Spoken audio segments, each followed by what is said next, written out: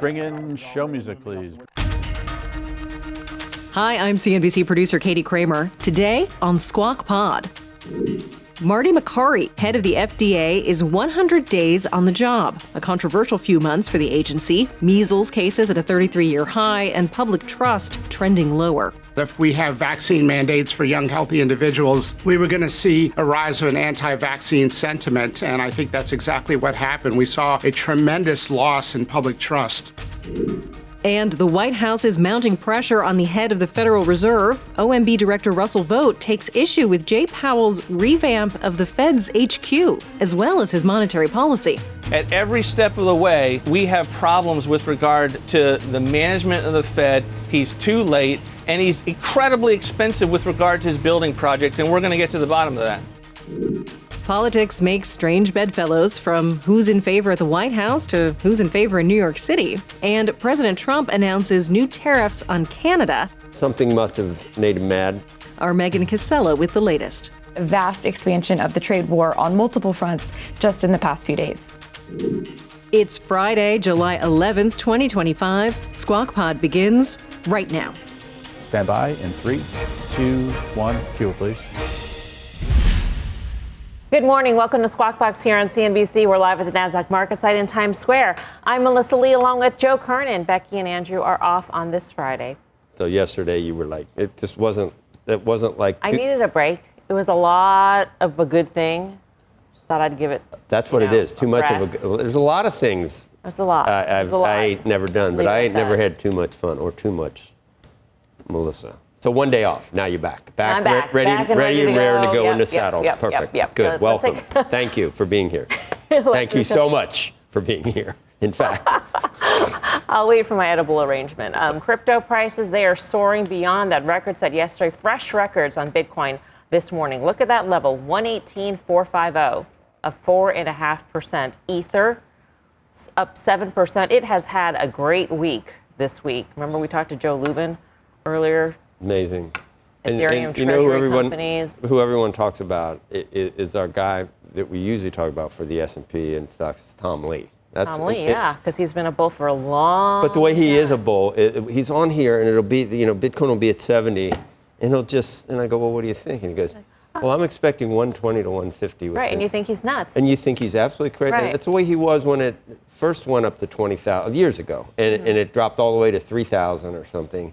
And he said, oh, I think we'll be back to 20 by the end of the year. And at one point, before I got orange pilled, I got orange pilled pretty early, like 4, but it was at 8,000. It went down to 4. But one of my purchases was at 4,000. So wow. Yes. So I did. I had some at 4,000. Did you take profits? I sold a lot at 55. I still have. Pretty much. I still have them. Fine. Nice. I'm good. And I love, it's tough to enter now. You can buy fractional shares. But if you're a long-term believer, if you're still a hodler, they've been buying all along. But I remember when he said it then, I asked him, I said, you're so good at it. Why do you delve in this? It's so much easier for stocks, and you're so good at calling short-term trends on the S&P. Why risk your reputation on this? What at that point was such. He probably didn't view it as a risk. No, he was so didn't. sure of his forecast. Crypto-related stocks, by the way, also catching a bid. We've got sort of the double whammy going of the crypto trade working, the coins actually working, but also that CoreWeave deal for Core Scientific also raising the value of a lot of the Bitcoin miners out there. Core Scientific, of course, prior to being what it is now. Was a Bitcoin miner. It's got a lot of compute power, and those assets might be up for sale. So we're seeing nice gains pre-market across the board. President Trump announcing tariffs on imports from Canada of 35%. Something must have made him mad. I don't know what the latest is. Maybe Megan knows. They start on August 1st. Megan Cassella joins us now from Washington. Any particular thing, or just slow walking the whole process? What did anything in particular spur this latest threat?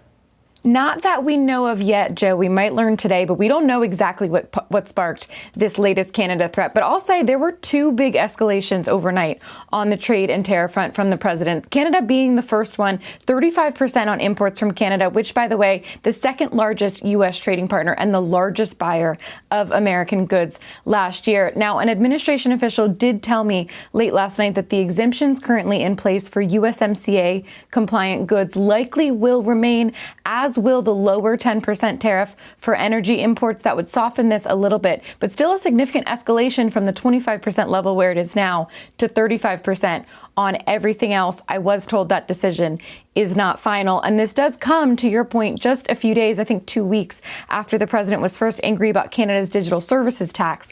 And then once Prime Minister Mark Carney pulled that back, then things seemed to be back on track. So we don't know what caused this one. The other big tariff threat overnight, though, is that President Trump also told NBC News he's considering raising the universal baseline tariff from the 10% level where it has been since April to 15 or even 20%. So that would mean everything U.S. companies and consumers buy from abroad would cost at a minimum an extra 20% in the form of tariffs. And if I can take just a step back, this week began with the president postponing that major July 9th deadline for the country-specific tariffs to kick in. It looked like a potential softening of his trade stance, or at least a delay. But since then, we've seen these new tariff threats for Canada and Brazil. Neither of them were facing the deadline before. A 50% tariff on copper, a potential 200% tariff on pharmaceuticals, and now a possible doubling of the baseline tariff. So, guys, a vast expansion of the trade war on multiple fronts just in the past few days. Yep, and enough to knock the market, I guess, off its balance a little bit, at least for today. But as we said, 0.5% moves after new highs yesterday in the S&P and NASDAQ. So time will tell, I guess. Everybody's waiting to see what happens. August 1st is coming. I can guarantee you that. It will come. Yeah. In a couple of weeks. And then you know what's coming after that. August 2nd. Yep. And then eventually winter is coming. Are you a Game of Thrones fan? Oh, yeah. Winter. Yeah. Winter eventually is coming. Let's get a nice fall, though, after this rainy spring. Wasn't it rainy? This rainy summer. Rainy summer. Yeah. Thanks, Megan. All right. The White House campaign against Fed Chair Jay Powell is intensifying. OMB Director Russell Vought said Powell has grossly mismanaged the Fed and suggested he had misled Congress about a pricey and ostentatious renovation of the central bank's headquarters. Vought posted a letter to Powell on X saying that the project to renovate the Fed's headquarters could be out of compliance with the approved plan and may require the Fed to immediately halt construction. The Fed declined to comment on this letter, but OMB Director Vought will comment right here on Squawk Box. It's a crazy story. Yeah. It's for future Fed president? He's not going to be there, but does he want a nice digs for himself? Or I mean, it's weird. I mean, it's a weird thing to, in watching the administration, Harvard, Columbia, whatever, once you're in their bad, in the line of fire. Line of fire. They'll find anything, and this is they're overspending on the. It's an excuse on the headquarters. NVIDIA. I thought this was interesting that. I think Jensen Huang is one of the most powerful, intelligent, amazing business people. Yes. Still got to go to the White House and say hi, Mr. President. Still got to do it. Do it. Jensen Huang met with President Trump at the White House yesterday. So Jensen Huang could be the most powerful tech executive in the world. He's still not the most powerful man in the world. Who people just have a hard time accepting that right at the moment that's probably the bad orange man. And I'm saying that in a funny way because of the Trump haters. But this happened yesterday ahead of Huang's trip to China today. It's unclear what the meeting was about, but NVIDIA has been grappling with export controls on its AI chips implemented by the Trump administration in April for national security reasons. President Trump highlighted NVIDIA's stock gains on Truth Social yesterday, noting that NVIDIA is up 47% since the tariffs were announced by Trump. NVIDIA shares rose slightly in yesterday's trading, becoming the first company to close a trading day with a market cap over $4 trillion. And just like Tim Cook and others, some of the what at times look like like capricious moves maybe by the Trump administration still doesn't mean that you don't have to respond to those and massage, go and actually try to plead your case to the Trump administration to look at all the angles of what's going on. And I would do it too if we needed something. Right. And Huang has been very critical of those export controls. Yes. He's been very outspoken, not shying away from making those criticisms because they are effectively shut out of the China market to the advantage of the Chinese domestic players like Huawei. Right. For every chip taken out of the system in China made by NVIDIA, Huawei steps in and sells its chip. Right. Huawei has the advantage here. But Huang has benefited also because he got all those deals in Saudi when they were in Saudi Arabia. He was cited by President Trump, lauded there. Right. And so he sees what being in good graces can do for the company. And we've seen President Trump. He can be very certain about something, but you could go to him and make a case for something, and he's not so stubborn that he doesn't all of a sudden say, I was talking to Jensen, especially if he likes the guy. I was talking to him, and he's right about that. We've seen that in other areas where he's will go 180 degrees back to something else. TikTok, for example, even crypto, for example. He was anti-crypto. Well, this is years ago. Jamie Dimon, you tell us what he's talking about interest rate. Did you see his comments about the mayor? Oh my God! I'm assuming you said the mayor. I know the possible mayor. Not yet. Not the I'm mayor. worried. A lot of people are working against that. I know, but at this point, he's on Polymarket everywhere else. But we'll talk about Jamie Dimon's comments about Zohran Mamdani. Can we call him Zohran? Is that too much to just call him Zohran, like Madonna, or no? JP Morgan CEO Jamie Dimon spoke at an event in Ireland yesterday. He said he thinks the financial markets are underestimating the possibility of U.S. interest rates climbing higher. He said the market is pricing in a 20% chance of higher rates, but he sees a 40 to 50% chance and called it a cause for concern. Dimon said his higher probability was based on price pressure, citing tariffs, as well as the U.S. government's migration policies. He called the U.S. budget deficit inflationary, but Dimon also said the real-time data on the U.S. economy is totally impossible to read. And in the past, when he said things, he discounts the idea that the economy isn't doing well in terms of just what we see with the consumer. Right. And he would know because he's at J.P. Morgan. I think he looks at our balance sheet like as a bank, as a risk-averse banker would look at any balance sheet. And then we've got problems with $37 trillion in debt. Everybody knows that. But with all that said, so now he thinks the possibility of rates going up is 40 to 50%. Because of inflation. Right. 40 to 50 is still, that means it's 60 to 50 that rates go down. What he said about Zohran Mamdani, he called him, sharply criticized the candidate, calling him more a Marxist than a socialist and warning against supporting his candidacy. He also argued that the platform includes things like rent freeze, free public transportation, city-run grocery stores, reflects the same, in his words, quoting him, the same ideological mush that means nothing in the real world. So I don't know how many billionaires or leading businessmen you want criticizing this guy, because that just makes his supporters say, see, he's right. Richie Torres yesterday, who I think is smart and, as far as Democrats goes, he's, I'm not going to go. I like Richie Torres. He said something like, I guess Mamdani put him on a list of people to be primaried, and he says that's a badge of honor for me. Well, we'll see. I mean, money makes a big difference in politics, and right now. Does it? So you think $50 million puts Eric Adams back in the mayor's? $50 million additional dollars? Because right now there's a lot of money being raised for any anti-Mamdani candidate. Right. Cuomo had 20. Where'd that get him? Right. That's true. But you can make the case the Democratic primary is not representative of Democrats voting in the New York City. People make broader. That case. Yeah. They know that it is. That this guy, look at Polymarket. I mean, it could be, suddenly Mayor Adams has a little bit of momentum, maybe. Yeah. But they are lining up. They're not lining up behind Cuomo, which is weird. But if Cuomo and Adams Then go in it's together, not then good. it's going to be very difficult. Tease will be next.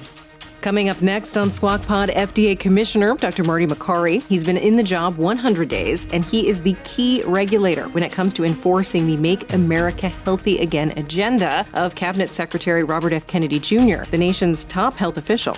The promise of the Secretary Kennedy is to let people know that vaccines will be available if people want them. You will be able to get a vaccine if you want them. So that's a decision between you and your doctor.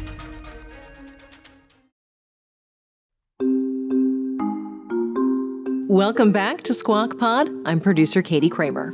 The COVID-19 pandemic, now 5 years from the depths of the crisis, 5 years, changed the very nature of public health in America. All this time past social distancing, masking, and vaccine mandates, a new agenda has been ushered in with Donald Trump's return to the White House. Secretary Robert F. Kennedy Jr. of the Department of Health and Human Services is known for some skepticism towards chemical interventions in food and healthcare, and his approach to all vaccines, not just those to prevent transmission of the COVID virus, can be complicated. One of his key deputies is our next guest, FDA Commissioner Marty Makary, responsible for the safety of what goes into our bodies, food, drugs, shots. He spoke about his approach as a regulator and much more with Joe Kernen and Melissa Lee. Joe kicks things off.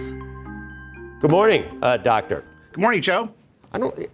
Maybe you've been on a few times. I don't remember, but we all went through that period together, obviously, and there's a lot of a look back now at that period. And I was, it's a hot button issue, and sometimes it's tough to talk about. And there's conspiracies and controversies. I think of Novak Djokovic. Right now, he's going to be in the finals, I think, at Wimbledon. And at the time, I wondered about his decision, the decision of tennis. What do we know now, Doctor, in your view, about what we should have done with COVID? Should healthy people have been not forced, but strongly coerced to take that? At the time, I thought it was a game changer and a lifesaver. Well, look, Joe, I had said during the time of the pandemic that if we have vaccine mandates for young, healthy individuals, we were going to see a rise of an anti-vaccine sentiment, and I think that's exactly what happened. We saw a tremendous loss in public trust. A study in JAMA found that 71% of people trusted their doctors and hospitals before the COVID pandemic, and that's down to 40%. That's a 31-point drop. And I think it was from ignoring natural immunity. I think it was from vaccine mandates insisting that soldiers and firefighters and teachers be fired if they don't have the vaccine, even if they were young and healthy and had the infection already. They had circulating antibodies that could neutralize the virus, but they were antibodies the government did not recognize because it failed to recognize natural immunity. So we lost a lot of ground in public trust, and we're trying to rebuild that now through radical transparency and being very honest and telling people the government is not your doctor. Talk to your doctor and get good advice from your doctor's wisdom and judgment. There are some changes at the Vaccine Advisory Committee that a lot of hand-wringing and consternation about the new members. Is it anti-vax, Doctor, would you say? Or how would you describe your approach to preemptive disease management? Well, look, I think over at CDC, a different agency, they do have a reconstituted ACIP committee with a diversity of views among people who do believe that vaccines save lives. The past committee had pushed for COVID boosters in young, healthy people. And of course, that is probably why we see such a backlash today. There was never great evidence for repeat boosters in young, healthy children. As a matter of fact, there was a myocarditis risk that was largely downplayed in young males. And I think if you look at the track record of that committee, there's a reason why 85% of healthcare workers did not get a COVID booster last fall. So we are taking an evidence-based approach. Dr. Vinay Prasad and I outlined it in the New England Journal of Medicine, and we're basically saying that there's got to be a risk-stratified approach. That is high risk versus low risk. Does a healthy 12-year-old girl today need another 60 doses in her average lifespan? That is a scientific unknown, and we'd like to see a clinical trial before approving the vaccine for that reason. How does removing the recommendation, though, increase choice, increase the patient's ability to come to a decision with doctors, since so many insurance plans and programs depend on ACIP and CDC recommendations in order to provide the no-cost, low-cost vaccines? Isn't this removing choice effectively from patients? Now, the promise of the Secretary Kennedy is to let people know that vaccines will be available if people want them. You will be able to get a vaccine if you want them. So that's a decision between you and your doctor, and each individual insurance company has their own policy. Look, some insurance companies don't pay for important cancer treatments that for patients that I saw as a cancer surgeon. And so that is another entire issue that's unrelated to the FDA. Okay, so insurance, so the fact that private insurers, employer-sponsored insurance plans, Medicare Part D, Medicaid, the Vaccines for Children program, all of them link providing no-cost vaccines to CDC and ACIP recommendations. That removing the recommendations doesn't remove in some way the choice that patients can make, especially the vulnerable patients who may not be able to afford to pay. That's right. It does not remove the choice. And our job at the FDA is, and this is a charge by Congress, is to look at applications that are submitted to us and determine what is safe and effective. And so that is what we are committed to. I think there was some lost trust in the FDA when there was a new policy that basically said for a young, healthy 15-year-old boy, we were going to rubber stamp a COVID vaccine without a clinical trial every year in perpetuity, and the kid must get it. And I think we're saying we're going to be less absolutist when there's no evidence. I think the most dangerous thing you can do in public health is to demand something of a young, healthy individual when the evidence is just not that supportive for a new virus that creates a new protein and a new vaccine that creates a new protein where we haven't had a clinical trial in over 4 years. And those results in children were mixed back 4 years ago.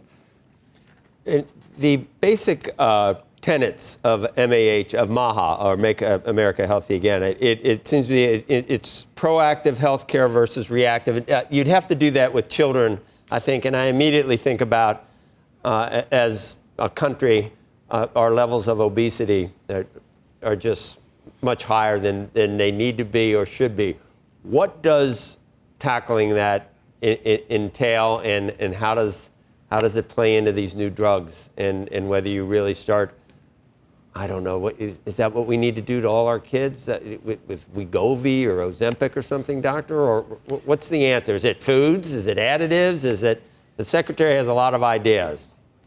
Yeah, it's all of the above, Joe. And we've not been talking about root causes in healthcare. I've been in academic medicine and been at all the major institutions giving grand rounds. We don't talk about root causes. We don't ask, why do 40% of our nation's children now have a chronic disease? Why do a third of our nation's children now have prediabetes or diabetes? We've got to talk about school lunch programs, not just putting every 6-year-old on Ozempic. We've got to talk about environmental exposures and chemicals in the food, not just chemotherapy. If you look at the types of cancer that are going up in young people, they are the GI cancers. That is the organ that interfaces with what we eat. So we've got to look at all the chemicals. We are doing an inventory of the 1,000+ chemicals banned in Europe that appear in the U.S. food supply. You saw our action to remove all 9 petroleum-based food dyes from the U.S. food supply by next year. We're getting tremendous participation by the food manufacturers. We are looking into baby formula innovation. That recipe the FDA issues hasn't been updated essentially in 30 years. We need more innovation. Moms want baby formula without added sugar, without corn syrup, without seed oils. We need more innovation. It's been a regulatory failure. And we're asking the big question, why does it take 10 years for a drug to come to market? I mean, that is a giant existential question, and we're going to have to challenge deeply held assumptions to answer it. So we announced our program to reduce animal testing and replace it with computational modeling and organ-on-a-chip technology, whereby drugs can be tested on cell culture medium in a lab with cells from the liver or heart or other organoids. We have a priority pathway now to pilot Can we get a decision out in weeks instead of a year once that final application is approved? Can we run more continuous trials?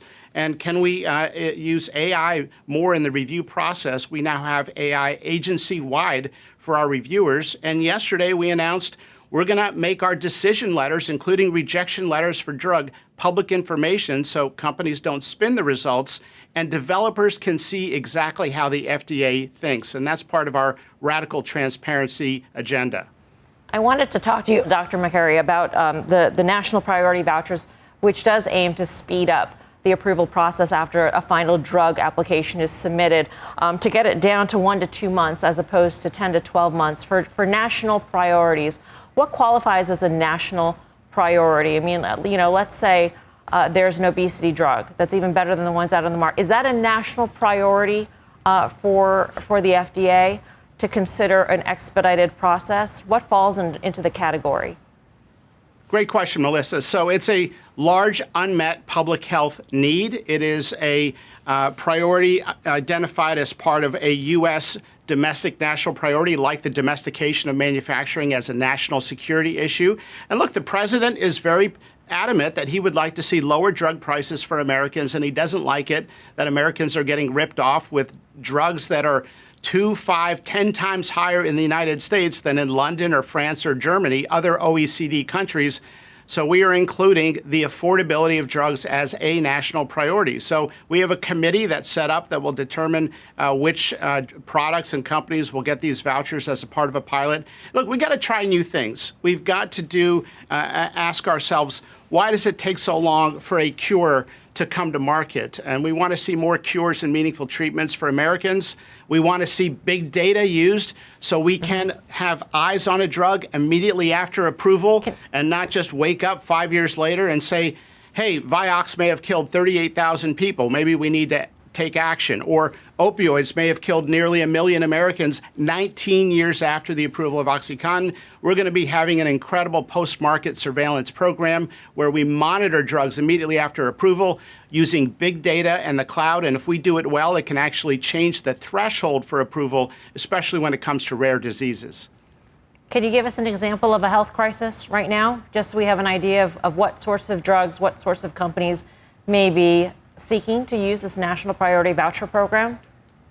You know, one of the cool things, Melissa, in this job is you get to see potentially promising treatments that are in the pipeline. And I'd like to see a cure for type 1 diabetes. I'd like to see more cancer therapies that apply to stage 4 metastatic disease and cancer therapies that result in what we call in medicine a complete pathologic response. That is, the cancer melts away. There already appears to be some therapies that may enable cancers to shrink and go away completely, that is, be eliminated without chemo, surgery, or radiation therapy. I'd like to see a universal flu shot so we don't have to try to guess each year which strain is coming. There are candidates out there. And I'd like to see treatments for neurodegenerative diseases and other disabling diseases. I had an aunt who died of Alzheimer's disease. I'd like to see more in the neurodegenerative space.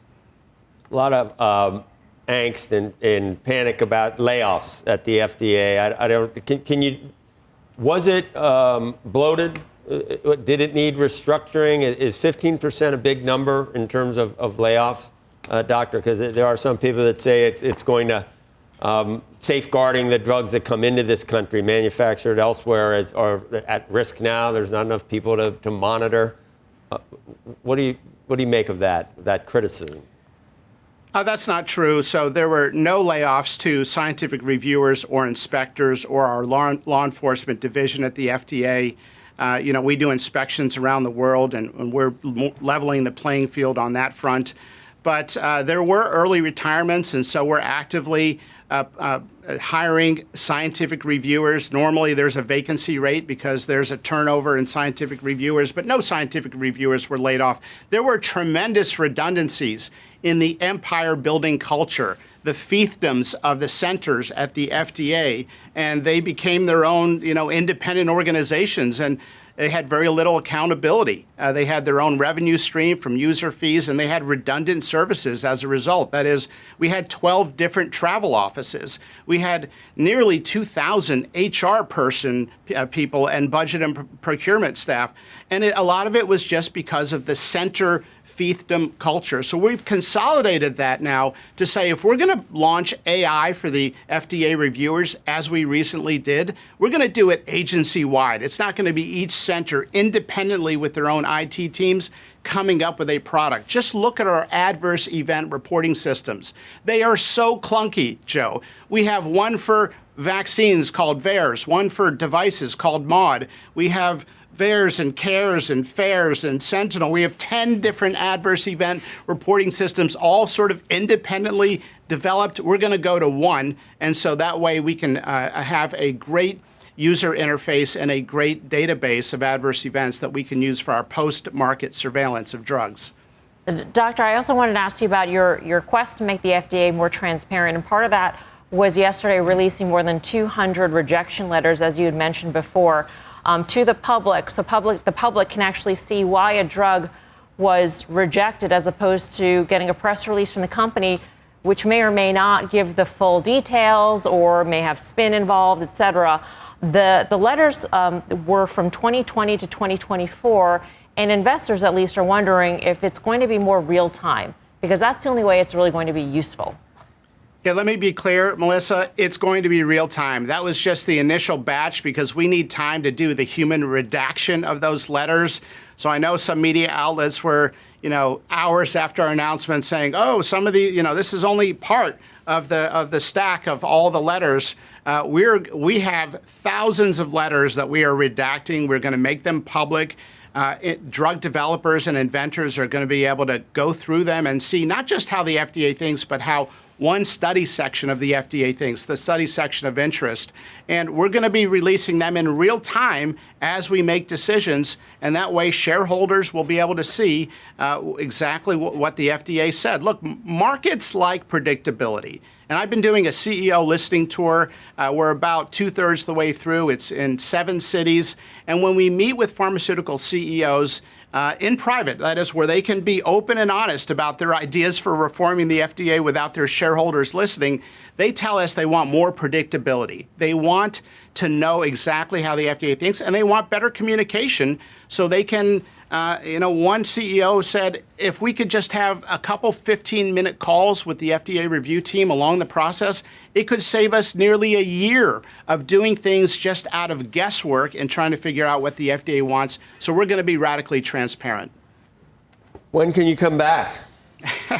I love your show. I'd like to see fewer direct-to-consumer drug ads on your show, but I love your show. I was just going to ask you about that. I was going to say I want to talk to you about that because I still want this purple pill that's on nightly news every night. I don't know what it does. I have no idea, but they make me want it so much. I've been bugging my doctor, give me that purple pill. It's crazy, doctor. Why do we need, if you need something, does the doctor need to be sold on something on TV for him to prescribe or her to prescribe the right thing for you? What's the whole rationale behind all these things? All I know about are side effects I never want to get all over my body. That's all I know from these things. And I see people, overweight people marching along the street. Where are they going? What are all these things and why do we need them? Yeah, they're always singing and dancing. They're always singing and dancing. And we have a regulation at the FDA. And I know sometimes you're at home totally healthy. You just get back from the gym and you're watching these ads nonstop and you want to say, okay, I give up. I'll take it. I don't know what it is. I don't know what it is. But I don't want it. Look, there's a regulation that says there should not be a misleading impression from these ads. And so we're taking a hard look at that. I also want to talk to you next time about autism rates and whether it's environmental. It seems genetic. It seems the diagnoses are exploding. And what about care? What about all the people that already are growing into adulthood? And that even might be a bigger issue than trying to figure everything else out. there's millions. There's millions that we need. The entire is that your purview? medical establishment has only been talking about treatments, and now we've got to start talking about root causes and research on root causes. All right, we'll come back and we can talk. I know what that blue pill does, but the purple one, it just depends on the colors. Anyway, Dr. Makary, thank you. Squawk Box coming right back. Next on Squawk Pod, the White House is doubling down on its critique of Fed Chair Jay Powell. First, it was a push to lower interest rates, and now it's Office of Management and Budget Director Russell Vought, who's zeroing in on renovations, the expense of the Fed's new building construction. Nothing to do with his stance on rates. It's only about large S. This certainly has to do with the fiscal mismanagement of the Fed, of which this is one aspect of it.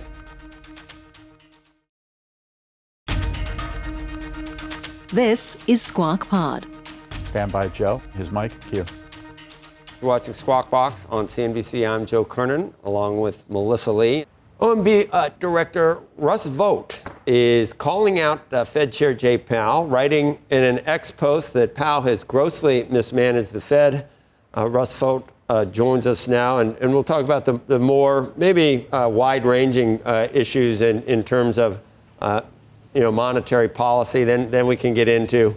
I said maybe if I could print money, Russ. You heard what I said. I might make Versailles. I mean, I'd have servants. I'd have. I don't think I could overspend on my facilities, but we probably don't. We probably don't want that. But let's talk about that after we talk about monetary policy. You think that there are political reasons that Jay Powell and the Fed have not lowered interest rates yet? Well, look, the president's been very clear. He's concerned with the tight policy that the chairman has had. He thinks he's generally been too late. That's our view. And we saw Chairman Powell, he was too late to recognize inflation, and now he's too late to lower rates. And the Fed has just mismanaged the institution. And we see that the extent to which they've been operating at losses for a number of years now. It's for the first time in their history.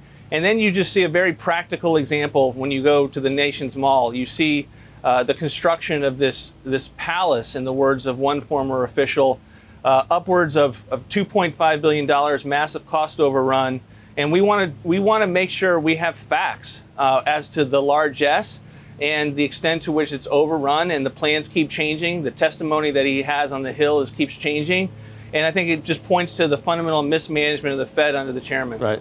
Maybe. That just sounds kind of vindictive. And I'm not saying that, everybody's perfect in Washington, but if you're mad at the Fed for not lowering rates, then you start looking at their what they're trying to do with their headquarters. It just, I don't know whether that's a substantive, but here's what I worry about, Russ. Let's say you got a president who loves lower rates. I won't mention any names. Might have been like a real estate guy. It might have been someone who just really likes lower rates.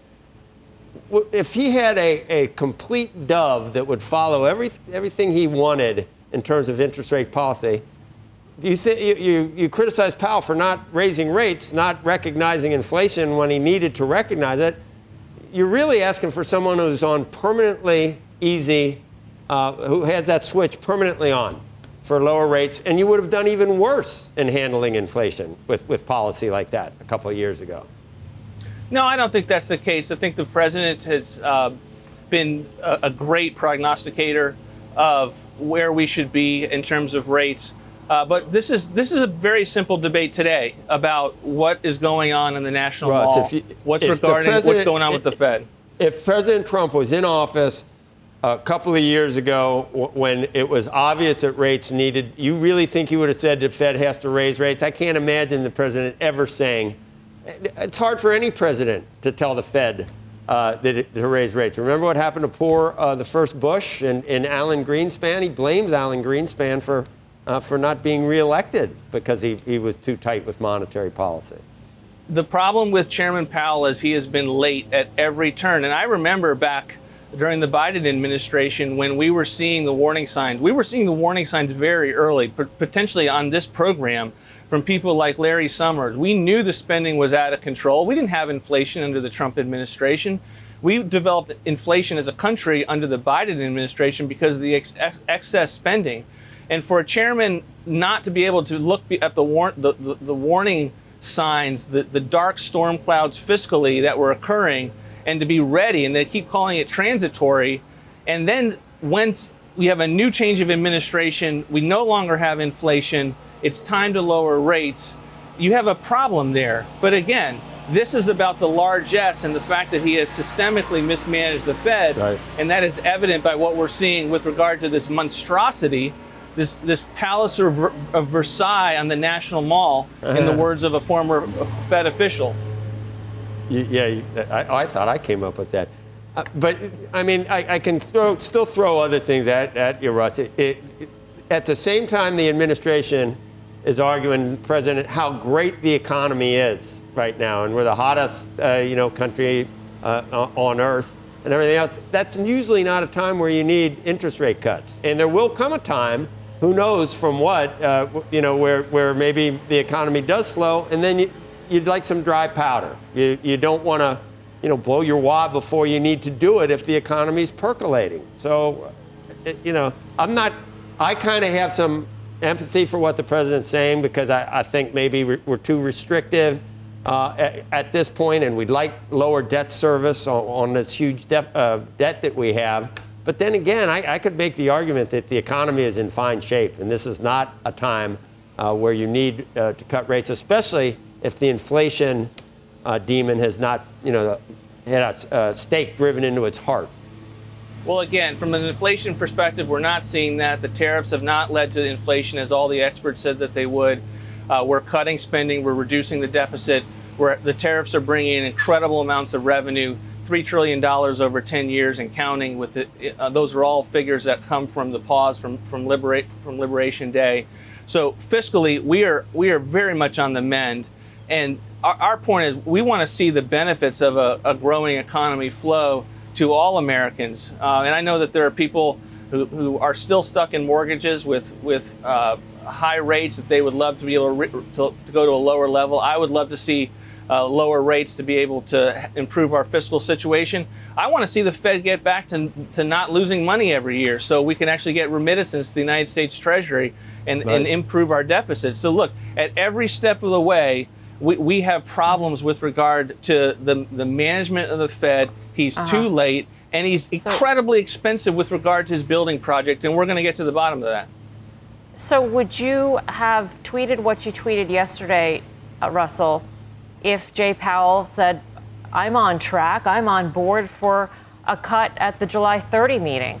I mean, is this completely motivated by your stance that he should be cutting rates and he should be more dovish? The president is a builder. He's horrified by the notion of cost overruns. I go over to the Martin building fairly often in my role as CFPB director, and you see this largesse. You see the artwork in the Martin building. You see the extent to which they just have built and built with no consequence and no conscience with regard to the taxpayer. And now it's overrun, and you get the sense that they're talking about the gardens on the terrace, the waterworks outside, the private VIP elevators. This is wrong. The American people should deserve better from their public officials, and he's made comments that would suggest that they have changed the plan that the National Capital Planning Commission approved. He can't do that, and so we have new commissioners. So this has nothing to do with his stance on policy. Nothing to do with it. If he were cutting rates, you would still call for this investigation. This is about the extent to which this building is incredibly expensive and overrun, and we're going to be able to do what we can to deal with that kind of largesse that is offensive for anyone going to the National Mall. And that's the kind of thing that So this has nothing to do with his stance on rates. Nothing to do with his stance on rates. This certainly has to do with the fiscal mismanagement of the Fed, of which this is one aspect of it. And we are going to zoom in over the last several days on this. We have new commissioners at the National Capital Planning Commission who are asking very tough questions as recently as yesterday to see what is going on at the Fed right now with regard to this building? Is it in compliance with the plans that were approved? Should the plans be reconsidered? That's the debate that we'll be having over the next several weeks as our wonderful commissions do the hard work of their oversight activities. And we expect responses to the letter that I sent yesterday to the Fed. Rich, just in closing, do you think that President Trump really wants an independent Fed and an independent chairman of the Fed? And if so, if he really does want that, would there be a time, and I don't know what the circumstances would be, where interest rates needed to be raised for whatever reason, for inflation or whatever? And do you think the president would be okay with that at some point? Because it just seems like most presidents want lower rates because they want a strong economy. Joe, that's not the debate that we're having. The debate that we're having is the president came to the office on behalf of the American people. And to the extent that the Fed has a lever with regard to the economy that it is not using that we think is appropriate, right. The president has a voice in that. And the president is articulating his viewpoint, his administration's viewpoint. It's totally appropriate. We're now articulating our view as regard to this building, and I only expect that to continue. But this is not kind of a metaphysical debate about the Fed. It's about, should the Fed lower rates on one hand? And in my lane with regard to this building, is this building largesse? Should it be overseen, and should it be potentially reconsidered at the Planning Commission? Which Kevin do you like? I'll end with that. Those are all questions for the president. The president will make all those kinds of announcements at the appropriate time. Okay. OMB Director Russ Vought, thank you. Talking about Kevin Hassett, obviously, and Kevin Warsh. I don't know whether they're the front runners. Scott Bessent's in the mix as well. That's Squawk Pod for today and for the week. Happy Friday. Squawk Box is hosted by Joe Kernen, Becky Quick, and Andrew Ross Sorkin. Becky and Andrew will be back on Monday. Tune in any weekday morning on CNBC at 6 Eastern, or get the best of our TV show right into your ears when you follow Squawk Pod wherever you like to get your podcasts. We'll meet you right back here on Monday. Have a great weekend. We are clear. Thanks, guys.